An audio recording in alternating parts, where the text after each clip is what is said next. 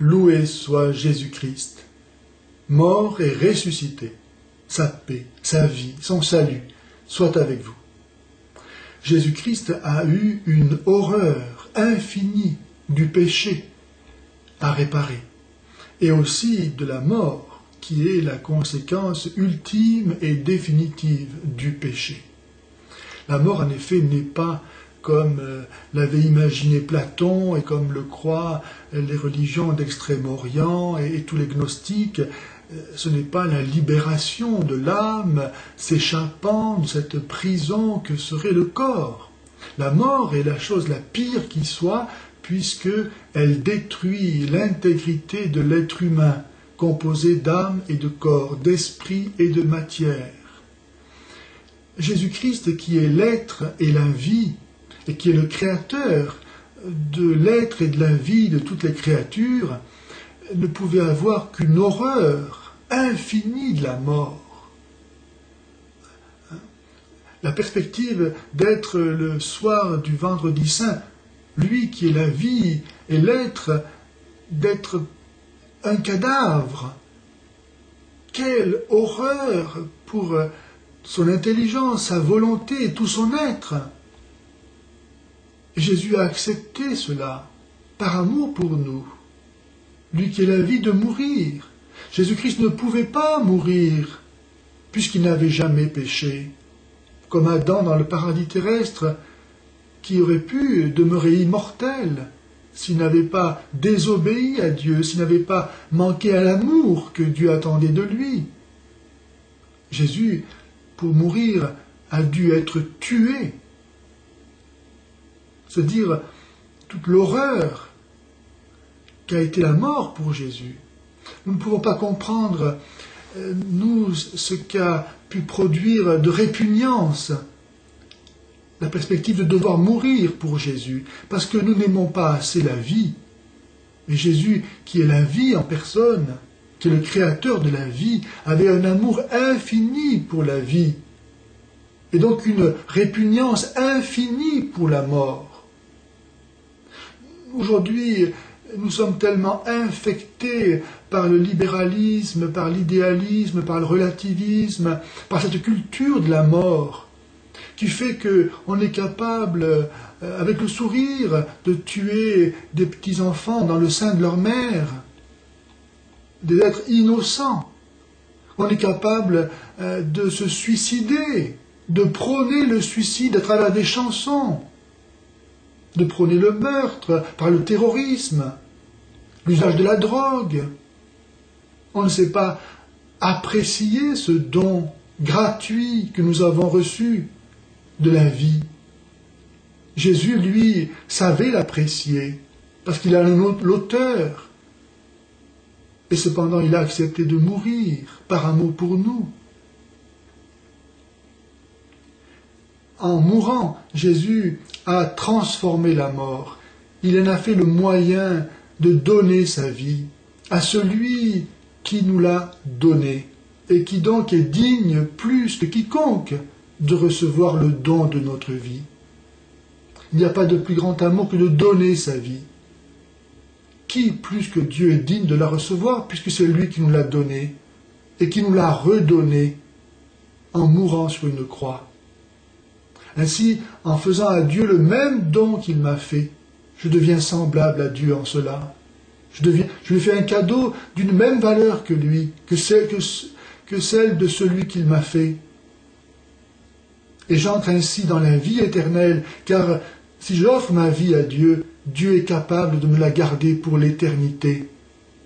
Par sa mort, Jésus nous a appris à vivre, c'est-à-dire à faire de notre mort l'offrande de notre vie, pour que toute notre vie s'accomplisse dans l'amour et soit sauvée.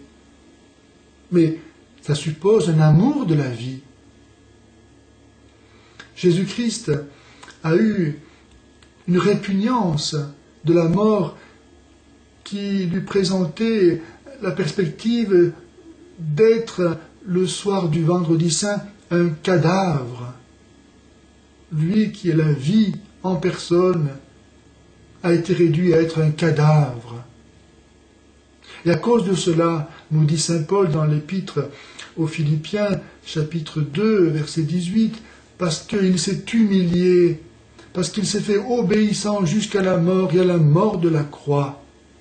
Dieu l'a exalté, Dieu l'a ressuscité, et lui a donné un nom au-dessus de tous les noms, c'est-à-dire le nom même de Dieu, afin que tout être, au ciel, sur terre et aux enfers, s'agenouille devant lui pour l'adorer et confesse que Jésus-Christ est Seigneur, qu'il est Dieu, à la gloire de Dieu le Père.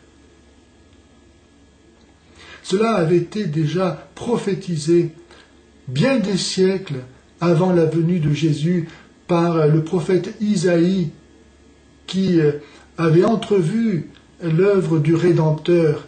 C'est au chapitre 53. Je vous en lis une partie.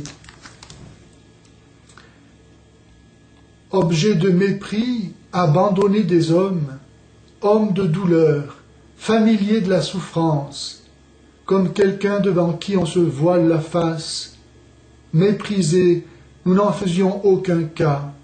Or ce sont nos souffrances qu'il portait, et nos douleurs dont il était chargé. Et nous le considérions comme puni, frappé par Dieu et humilié. Mais lui a été transpercé à cause de nos crimes, écrasé à cause de nos fautes. Le châtiment qui nous rend la paix est sur lui. Isaïe, 8 siècles avant Jésus-Christ, dit que ce Messie portera nos péchés. Les siens, il parle de nos crimes, donc des siens à lui aussi, Isaïe. Il montre bien ici le caractère divin de Jésus qui expie pour tous les hommes. Le châtiment qui nous rend la paix est sur lui, et dans ses blessures nous trouvons la guérison.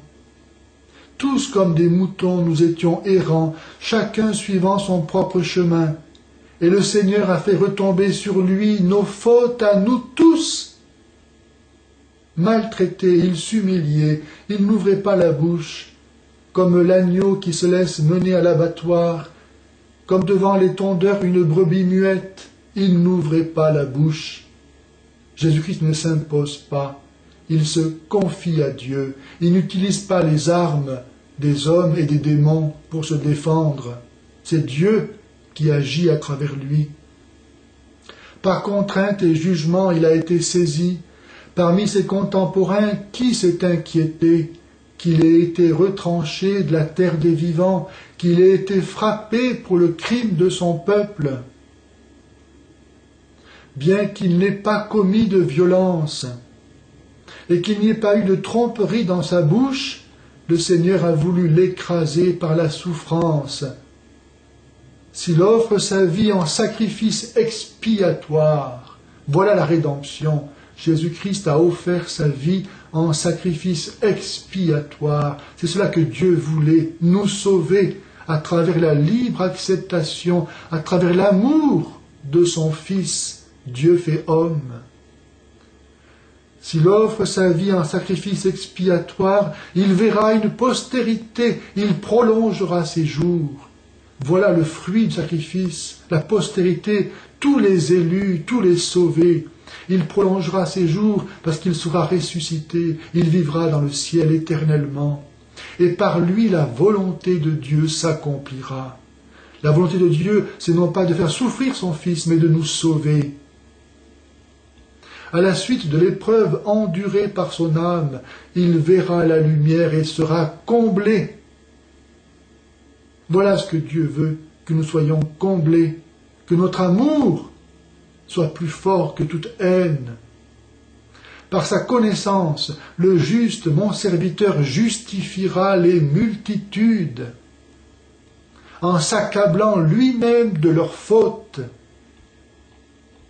C'est pourquoi il aura sa part parmi les multitudes. Et avec les puissants, il partagera le butin, parce qu'il s'est livré lui-même à la mort, et qu'il a été compté parmi les criminels, alors qu'il portait le péché des multitudes et qu'il intercédait pour les criminels. Voilà ce que Jésus a fait. Il a offert sa vie, et sur la croix, En Luc 23, 46, il remet son âme à Dieu. « Père, entre tes mains, je remets mon esprit. » En Jean 19, 30, il pourra dire « Tout est accompli ».